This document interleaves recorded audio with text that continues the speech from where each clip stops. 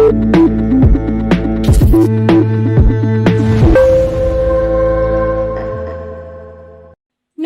आप देख रहे हैं मरुधरा संदेश न्यूज और मैं हूं आपके साथ गौरी।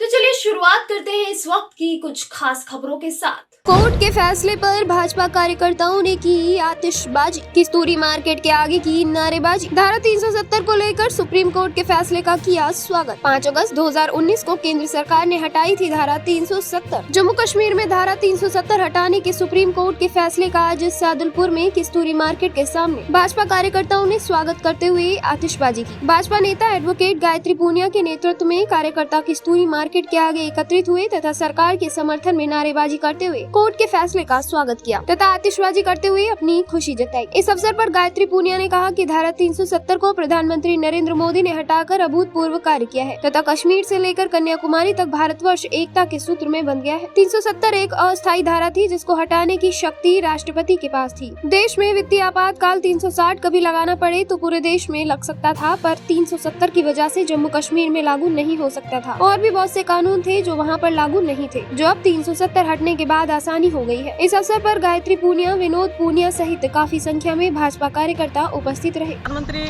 नरेंद्र जी मोदी का भी बहुत बहुत धन्यवाद पूरी देश की जनता की तरफ से देना चाहूंगी कि उन्होंने 370 हटा के बहुत ही ऐतिहासिक काम उन्होंने कर दिया था। सर, आज सुप्रीम कोर्ट ने अपना फैसला दिया है, 370 हटाई है। 370 एक ऐसा आर्टिकल था जो अस्थायी आर्टिकल था और राष्ट्रपति को पूरी शक्ति थी इसको हटाने की। 370 की वजह से जम्मू कश्मीर में भारत के बहुत सारे ऐसे आर्टिकल्स थे जो लागू नहीं हो पा रहे थे, लेकिन 370 हटते ही अब जो कानूनी व्यवस्था जितने भी आर्टिकल पूरे इंडिया में लागू हैं वो अब जम्मू कश्मीर में भी लागू होंगे। सबसे बड़ी बात ये थी सर कि जो 360 है, आर्टिकल 360 है, वित्तीय आपातकाल जो लगता है तो उसको भी वहाँ पर नहीं लगाया जा सकता था।